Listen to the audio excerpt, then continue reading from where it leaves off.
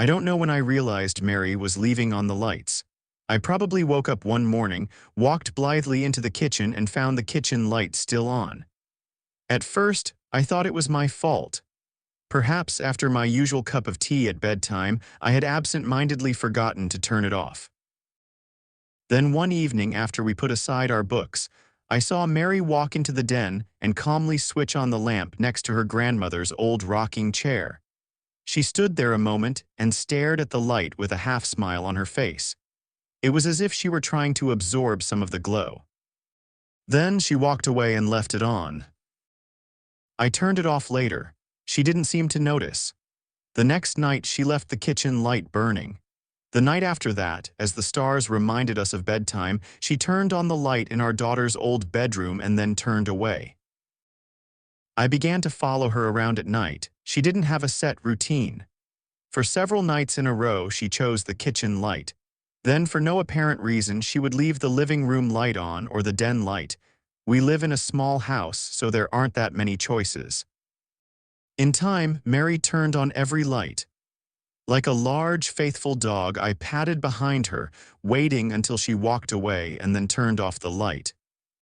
I didn't want to interfere with her strange behavior, but we live on a small pension and social security. Even a few more cents on the electric bill each month pinched. Finally, one night, as Mary paused as usual and bathed in the light of the old lamp in the den, I came up beside her. I kissed her cheek as she leaned back against me.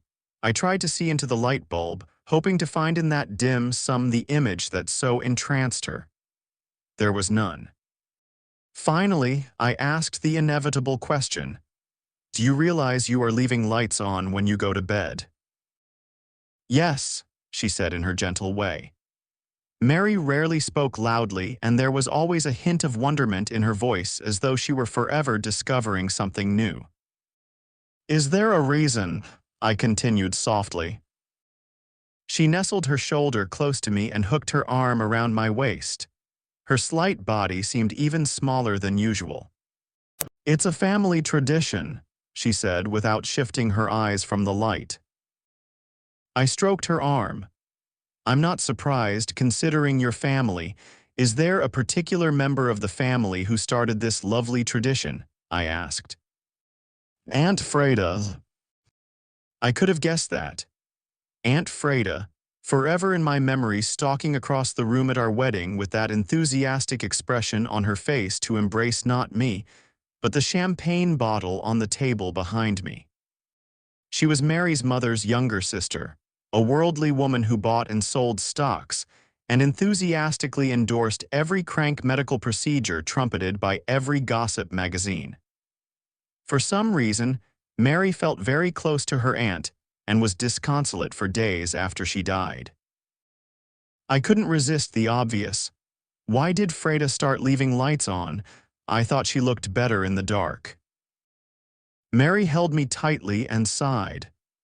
Aunt Freda started leaving lights on when she first accepted her own mortality, she said. After that, it became almost a ritual.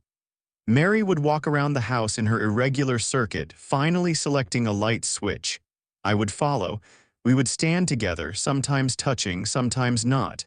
It did not matter. We would gaze into the light and look for meaning in the glowing filaments. I did not see anything, but my Mary was happy. That was what really mattered. She seemed to look forward to those moments when she could stare into the yellowish light and feel its excitement. The light seemed to reach out and touch her, giving her a shine and adding luster to her face.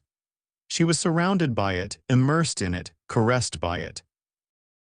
I loved seeing the expression on her face just before and after the light went on. She reached hesitantly toward the switch, as though expecting disappointment. Her eyes were downcast, her face somber.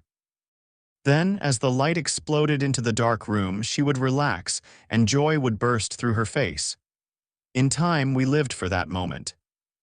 I'm a retired mailman. Once I stopped my regular route and stayed home, there wasn't much for me to do. I used to take long walks out of habit, but started getting lost. It was embarrassing to show strangers the slip of paper my daughter made me carry, so I stayed home. Mary was a school secretary. She retired first, then I followed. We played bridge with friends and went to concerts, but after a while we had only the lighting ceremony to look forward to.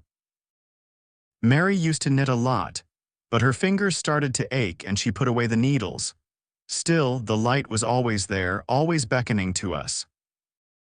During the day, Mary would sit by the living room window and wait for the sun to pass into view. Sometimes, a neighbor boy mowed our lawn, and she would smile so endearingly when sunlight glinted off the mower. Occasionally, we would catch ourselves looking into each other's eyes. That was unusual. We didn't do that much anymore. Many times, I found myself wondering where the passion had gone.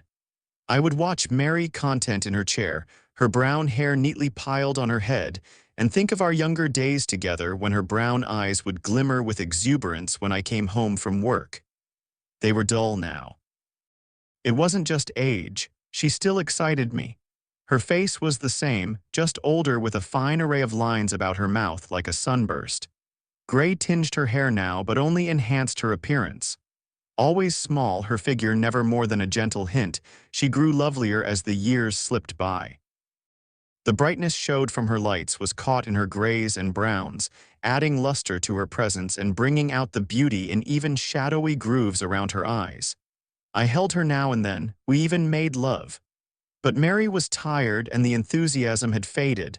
The passion was gone with it, to her presence and bringing out the beauty in even shadowy grooves around her eyes. I held her now and then, we even made love. But Mary was tired and the enthusiasm had faded. The passion was gone with it. Soon, she didn't want to move from her chair very often. I placed it closer to the window. She rewarded me with a glorious smile. In the winter, I wrapped her in a shawl and blanket. I was sorry when she stopped combing her hair. It was long, lovely hair that once lay so gently on her shoulders.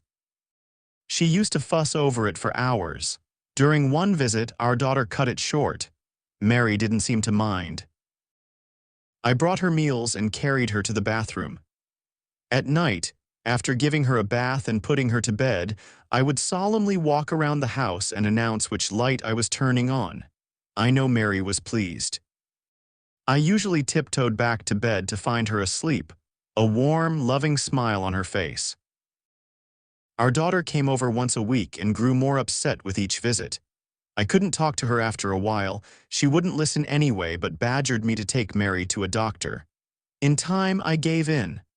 Our daughter brought her son, a strapping young man, to carry Mary. I watched my wife carried across our threshold in the arms of another man.